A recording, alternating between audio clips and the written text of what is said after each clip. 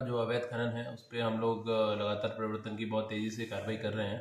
तो उसी कड़ी में जो अवैध खनन करता है उनका जिस लैंड पे उन्होंने अवैध खनन किया है तो उसका सत्यापन जो है वो एसडीएम्स के माध्यम से कराया गया था।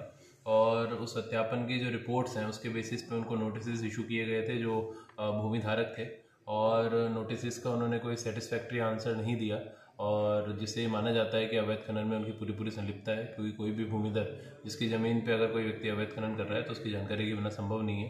तो उसमें नोटिस दिए गए थे, जवाब उन्होंने दिया, तो उसके क्रम में फाइनल ऑर्डर हमने पारित किया है। लगभग 27 लोगों पर 16 करोड़ से ऊपर की रिकवरीज हमने जारी करी हैं, और इसी प्रकार से लगातार ये कार्रवाई चलती रहेगी। जितने भी अवैध खनन करता है उससे बहुत सख्ती से निपटा जाएगा।